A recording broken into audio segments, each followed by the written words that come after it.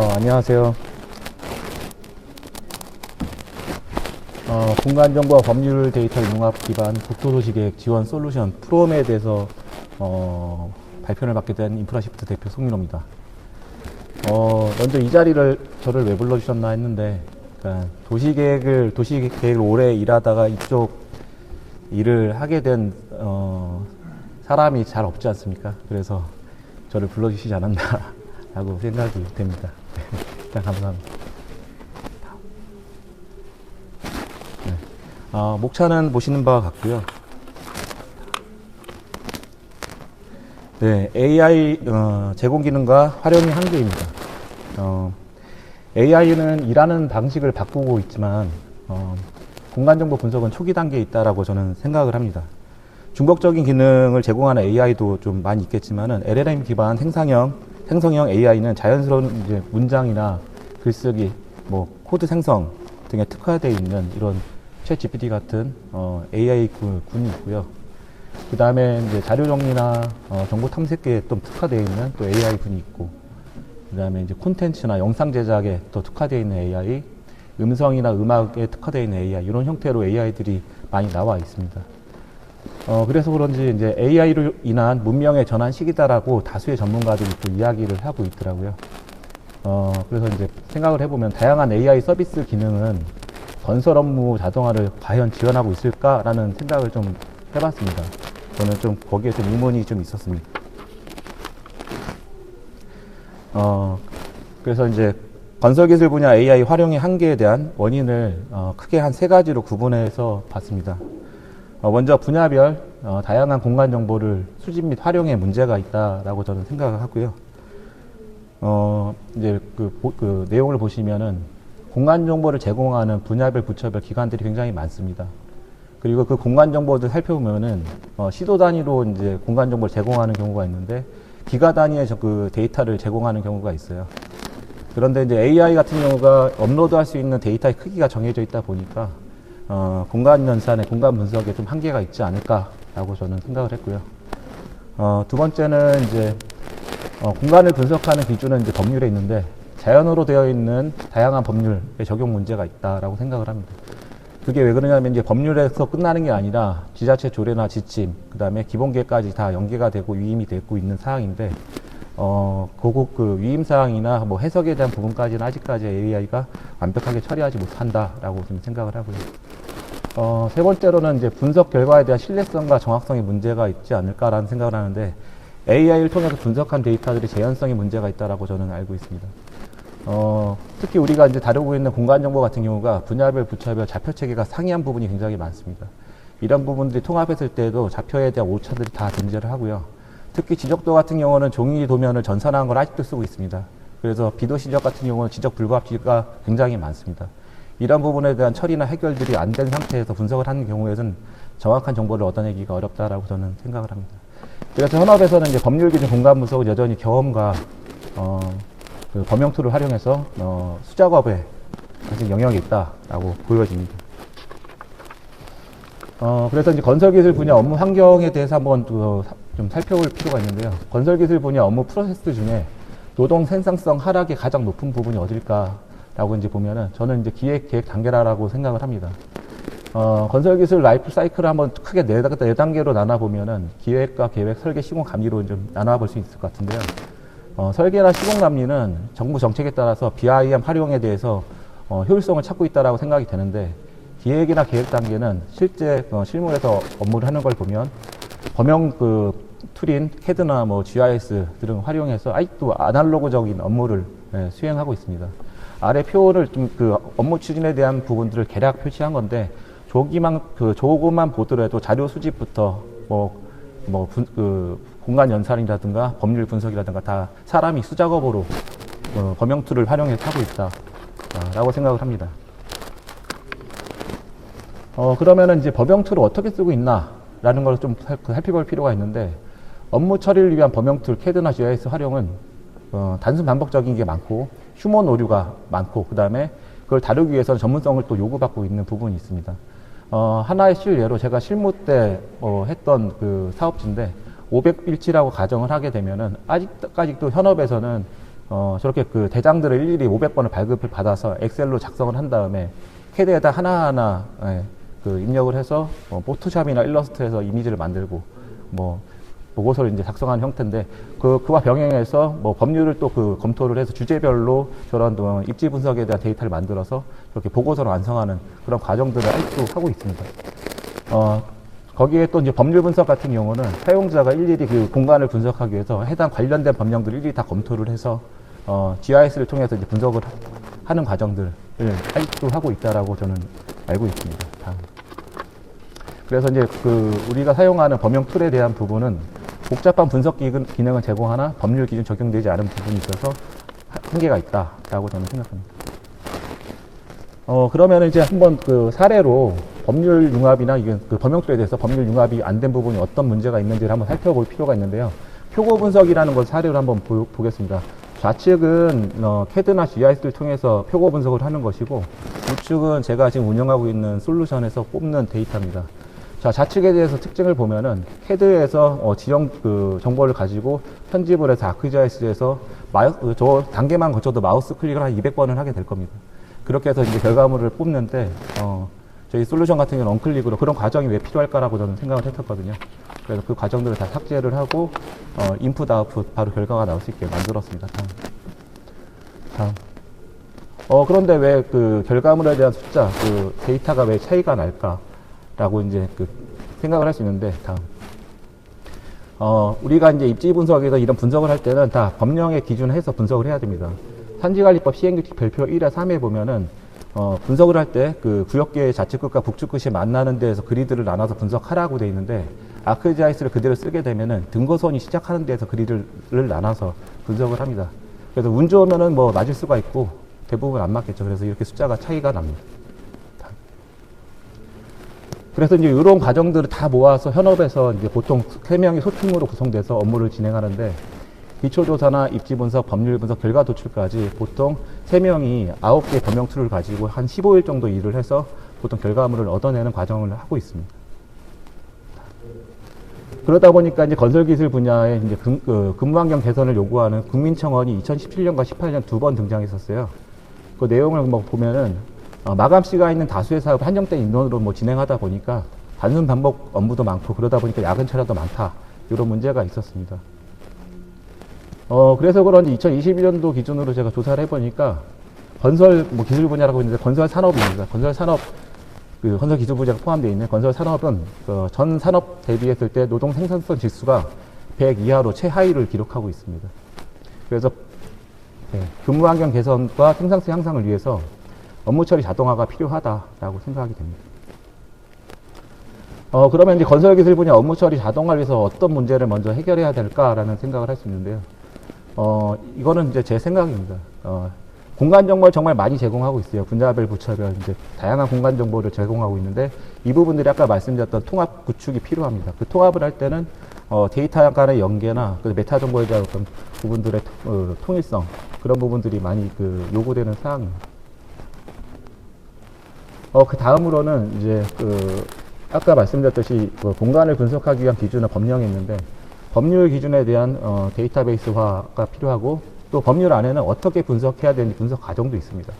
그런 부분들을 자동화하기 위해서는 알고리즘을 잘 구축을 해야 되는 부분이 필요합니다. 따라서 이제 자연어로 되어 있는 법률부터 조례, 기본계까지 표준화와 코드화가 필요합니다. 그리고 분석 과정에 대한 알고리즘 구현이 필요하고 법률 갱신에 대한 관리도 필요합니다. 하단에 보시면은 제가 일단은 저희 솔루션에서 구축한 건데 기준만 구축해도 약 1억 개 코드 이상이 생성이 되더라고요. 그래서 이런 부분들도 저희가 이제 향후에는 지속적으로 확대해 나가야 될 필요성이 있다라고 생각합니다. 다음으로는 이제 이런 자동화를 위해서 또 그다음 제일 중요한 게 우리 건설기술 분야의 특성입니다.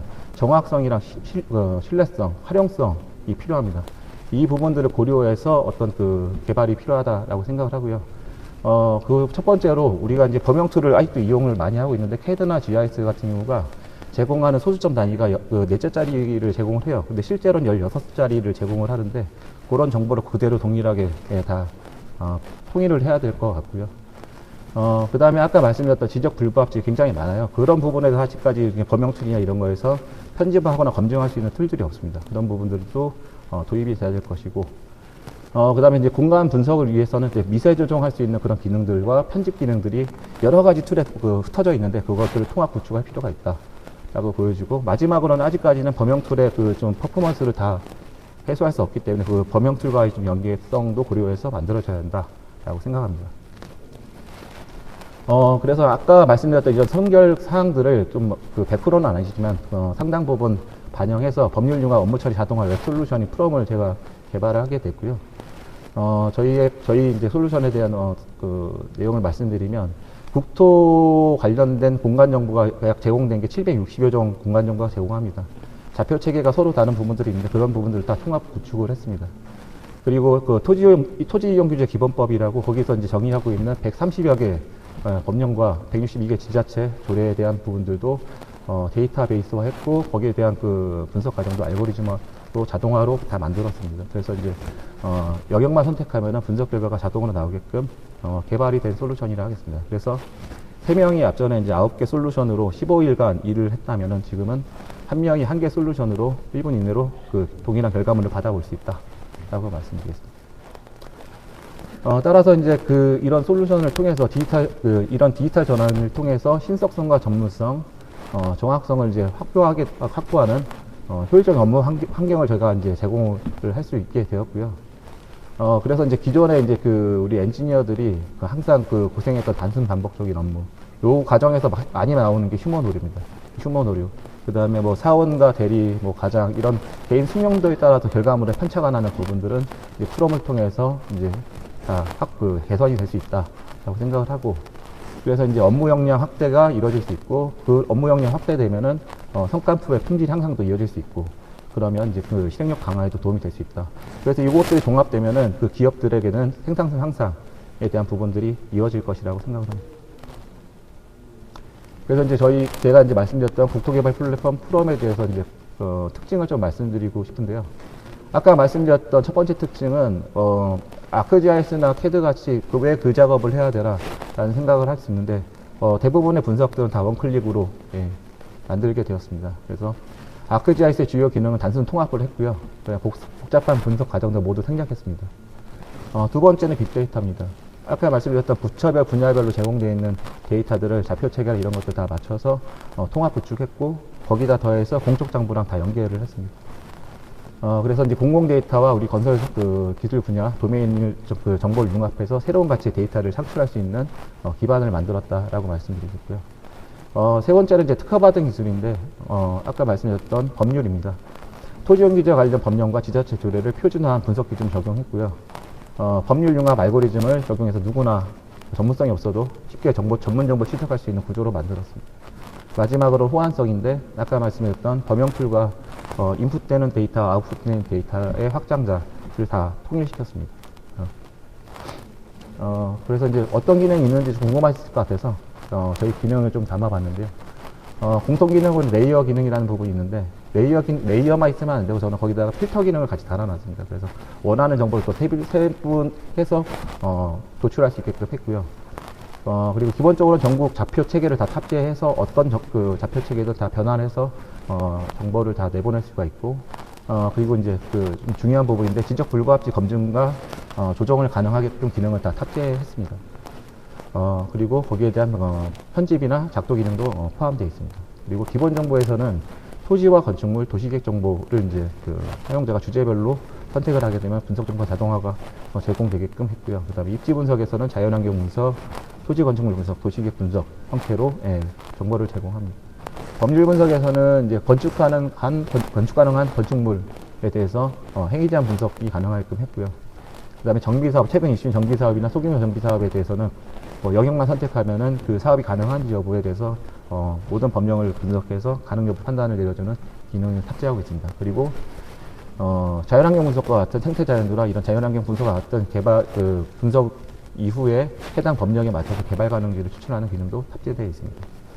마지막으로 이제 보고서 출력 기능이라 되어 있는데, 기초조사 보고서랑 추정사업비는 자동으로 다 작성이 되게끔 되어 있고, 공적 장부라 해서 토지 대장, 건축물 대장, 등기부 등본까지 대량 발급을 해서 엑셀까지 다 정리되는 기능까지 탑재가 되어 있습니다. 그래서 말로만 해서는 잘 와닿지 않으실 것 같아서 이쪽 그 우측은 이제 기존 방식입니다. 그리고 시간 관계상 10배속으로 하는 거고요. 좌측은 이제 저희 프롬 솔루션인데 간단하게 이제 정비 사업에 대한 부분이라고 가정해서 이제 업무 수행하는 것을 예시로 만들어 봤습니다. 예, 우측은 이제 토지 조서 대장을 발급해서 이제 조서부터 만드는 과정들을 이제 하는 과정이고요. 저 작업을 한 500번 이상 반복합니다. 이제 그 프롬은 이미 건축물 분석이나 입지 분석들이 다 완성이 되어 있는 상태고, 그리고 이제 기존 방식 같은 경우는 이제 저렇게 건축물 조서까지 작성 후에 법률을 이제 검토를 해서 이제 노후도를 하나하나 한 페이지당 다 계산을 하는 과정으로 보시면 되고요. 그리고 나서 이제 캐드에다 도면화하는 과정입니다. 그리고 나서 노후도라는 하나의 주제로 이제 보고서를 작성하는데, 프롬은 전체 한 50가지 항목에 대해서 자동으로 보고서까지 완성되는 것을 알 수 있습니다. 그만큼 투입 인력과 시간 혁신적으로 줄이고도 전문가 수준의 고급 전문가 수준의 분석 결과를 쉽게 얻어볼 수 있다라고 말씀을 드리겠습니다. 자, 그럼 조금 더 어떻게 그러면 이제 활용할 수 있느냐라는 어떤 기능과 활용 방안에 대해서 좀 설명을 드리겠습니다.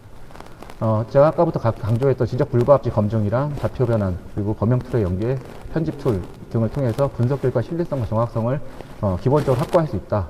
왜냐하면 저희 건설 기술 분야는 정확성이 떨어지면 쓸 수가 없다라고 판단을 하기 때문에 그렇게 좀 말씀을 드리겠고요. 그래서 우측 상단에 보시면 지적 불가합지 검증 부분인데, 저렇게 빨갛게 저런 표시가 나오면 빨갛게 표시가 되고 제거를 할 수 있게끔, 제거를 할 때 형상을 제거를 해버리면은 기존에 들어가 있는 도형 자체가 부분 편입으로 변하기 때문에 그 속성을 제거시키는 겁니다. 그런 형태로 이제 구현을 했고요. 또 우측은 좌표 체계 변환이라든가 외부 범용 툴에서 확장자 다른 서로 다른 확장자가 다른 그런 데이터들을 불러오는 부분이고, 내부에서 이제 분석한 부분에 대해서는 여기 우측 하단에 보시면은 이제 캐드나 그다음에 쉐입 파일이라든가 이미지나 엑셀을 다 추출해서 정보를 뽑아낼 수 있는 부분이 있습니다. 그리고 어떤 분석과 편집이 서로 다른 툴에서 이루어지게 되면 거기에서도 이제 휴먼 오류가 발생하기 때문에 주요 편집 툴이나 작도 기능에 대해서도 모두 담고 있습니다. 그 다음에 이제 또 공통 기능 중에 하나인데요. 데이터의 필터, 추출, 설정, 그리고 보고서나 공적정보 자동 완성에 대한 기능을 통해서 공간정보 활용성을 증대를 지원할 수 있다 라고 말씀드리겠고요. 우측 상단에 보시는 것처럼 레이어나 데이터 필터 기능을 같이 적용할 수 있게끔 해놔서, 원하는 예를 들어서 뭐 공적 규제 분석을 했는데 나는 보존 산지만 필요하다, 그럼 보존 산지에 대한 데이터만 싹 추출할 수 있는 형태로 기능이 구현되어 있고요. 그리고 어떤 정보를 분석했을 때 법내 편집이라든가 법내 구간 편집까지도 기존에 이제 주요 툴인 아크지아이스의 어떤 그런 기능까지 탑재하고 있기 때문에 정밀하게끔 분석 정보들을 뽑아낼 수 있다라고 말씀드리고요. 그리고 기본적으로 보고서나 현황 데이터 같은 일괄로 내보내기 기능이 있어서 한 번에 영역 설정만 하게 되면은 기초 현황 데이터들은 일괄 뽑을 수 있다라는 부분과, 아까 이제 말씀드렸던 공적 장부 부분이 실물로 저렇게 다 발급이 가능하고 보고에 대한 엑셀까지도 다 조서로 만들어주는 기능을 탑재하고 있다라고 말씀드리겠습니다. 그 다음에 이제 기본 정보 기능입니다. 토지 건축물 조서, 도면, 그 다음에 기초조사서 자동 작성을 통해서 단순 반복적인 업무를 해소할 수 있다라는 부분이고요. 그렇게 이제 우측 상단에, 상단에 보시면 토지나 건축물의 대장의 값을 기준으로 뭐 건축물 형상이라든가 지적에 다 연동해서 분석 결과와 조서 작성까지 다 일괄로 처리가 되게끔 되어 있고요. 뭐 도시계획 정보도 마찬가지고. 또 이 부분 같은 경우는 공적장부 기능을 좀 연계할 수 있게 되는 부분인데, 공공 데이터에서 제공하는 개별 공시지가나 토지대장 정보는 일단 개별 공시지 같은 경우는 6개월에서 1년 이전의 데이터를 제공하고 있습니다. 현재 기준의 값이 아니고요. 그래서 이 공적장부 발급 기능을 저희가 만들어서 넣었는데, 현재에 대한 개별 공시지가를 제공하고 있고요. 그 다음에 공공 데이터 제공하는 게 이제 국공유지에도 세분이 안 되어 있습니다. 그냥 국유지, 공유지, 시유지 이렇게만 되어 있는데, 실제로 우리가 뭐 농지 전용 서류라든가 이런 걸 만들 때 농어촌공사 땅이 구분이 돼야지만이 조서를 만들 수 있거든요. 그런 부분까지 다 개발이 돼 있다라고 말씀드립니다. 다음은 입지 분석입니다. 뭐 표고, 병사, 아까 말씀드렸듯이 구역계가 넣으면 그냥 원클릭으로 마우스 클릭 200번 안 해도 되는 형태로 다 구현이 되어 있고요.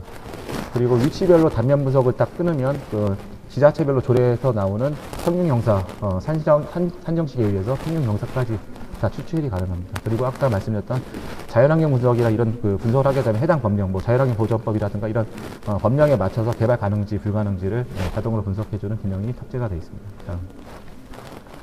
다음 입지 분석 두 번째인데요. 법률 기준 정비사업 요건 분석이라든가 공적 규제 분석 등의 기능을 탑재하고 있습니다. 전문적인 그래서 분석 결과 도출에 지원이 가능하고요. 첫 번째 토지용 분석에서 토지용 분석과 나대지 추출인데 실제 나대지 같은 경우는 그 두 필지 건물이 하나 앉아 있는지 뭐 세 필지 하나가 앉아 있는지 이런 것까지 공유지 정보까지 다 확인을 해서 실제 나대지를 찾아주는 기능이 탑재가 되어 있는 거고요. 그다음에 정비사업 요건 분석이라 해서 지자체 조례나 기본계획 정보까지 기준까지 다 들어가서 예를 들면은 뭐 노후 불량 건축물이면 사용 승인 일과 뭐 건축물 구조 용도 뭐 층수 기준까지 다 적용이 돼서 자동으로 산정이 되는 기능입니다. 그리고 하단에 이제 그 공적 규제 부분인데 군사 보안에 대한 정보 정확하게는 아닌데 토지용 기재 확인한 정보를 저희가 융합을 해갖고 어느 정도는 그 입지 분석을 할 때 확인 가능하게끔 구현을 했습니다. 마지막으로 개발구역이나 지구형 개발 행위 허가 관련된 정보도 다 융합을 해서 여기에 어떤 행위가 있었다라는 정보들도 일괄로 다 추출이 가능하게끔 만들었습니다. 다음은 법률 분석 부분입니다. 토지 이용 규제 관련 130여 개 법률과 그 지자체 조례 등을 이제 그 기준에서 토지용 분석을 할 수 있는 기능입니다. 그래서 고급 기술자 수준의 전문성을 확보할 수 있는 기능이라 보시면 되고요.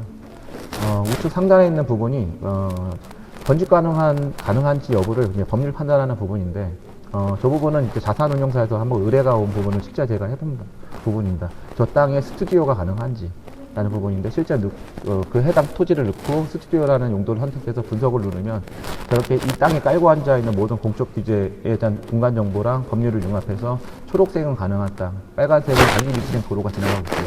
불가능한 땅. 그러니까 노란색은 하천변입니다. 그래서 저기는 협의가 필요하다. 그래서 보류지, 협의를 해야 되는 보류라고 이제 판단을 내리는 결과를 얻어낼 수 있고요. 우측에는 이제 정비사업이나 소규모 정비사업 관련인데 4가지 요건 분석 외에도 지자체별로 조례별로 별도의 세세한 기준들을 다 다루고 있어요. 그런 것까지 다 통합적으로 그 분석을 해서 이 땅은 그 이삽이 가능하다, 불가능하다라는 정보를 판단 정보를 제공해 줍니다. 다음은 이제 그 개별 법령이나 아니면 기본계획이나 또 뭐 도시민 주거경비 기본계획 등에서 이제 제시하거나 어떤 거기서 뽑아내야 되는 어떤 법률 기준 융합 분석에 대한 부분인데 그래서 이제 이런 부분들까지도 지원을 하고 있습니다. 첫 번째는 이제 그 중심지 위계에 대한 분석. 서울시 같은 경우 중심지 위계 분석이 굉장히 많이 필요하거든요. 그래서 중심지 위계 분석이 들어가 있고, 두 번째는 작년에 개정됐죠. 그 지하층에 대한 주거용도에 대한 분석에 대한 기능이고, 우측 하단은 역세권에 대한 부분입니다. 역세권에 대한 부분을 사용자가 역세권 범위를 따로 지정할 수 있게끔까지 되어 있고요. 거기에 대한 분석을 누르면 해당 그 포함되어 있는 역세권에 대한 토지나 건축물 정보를 일괄로 추출할 수 있는 기능입니다. 그리고 마지막으로 도시 기본계획 분석인데 시가의 예정분기라든가 도시계획 지표 등에 대한 정보를 추출해내는 기능이라고 보시면 됩니다. 그 다음은 이제 사업비 분석 관련인데요. 법률 기준 추정사업비 분석과 보고서 자동 완성 기능입니다. 그래서 이제 전문적인 분석 결과 도출을 지원하는 부분인데, 저희는 이제 토지용 계획을 이제 그 LH나 GH에서 고시했던 것들의 10년 평균을 일단 디폴트로 적용하고 사용자가 실제 토지용 계획을 바꿀 수 있게끔 기능이 탑재가 되어 있습니다. 그렇게 해서 이제 확정을 누르면은 추정사업비가 이제 그 정부 예타 기준으로 추정사업비를 뽑을 수 있고요. 그 뽑힌 정보의 값은 그렇게 엑셀 시트랑 보고서 형태로 일괄로 자동으로 작성이 됩니다. 이제 공적장부 부분입니다. 공적장부 부분은 이제 토지, 건축물, 등기부 등본 부분인데, 이제 정보의 정확성을 위해서 이제 이 부분들은 기능이 탑재가 된 부분이고요. 보시는 바와 같이 공적장부가 원본으로 대량으로 발급되면서 저렇게 엑셀로 조서가 새로이 작성이 됩니다.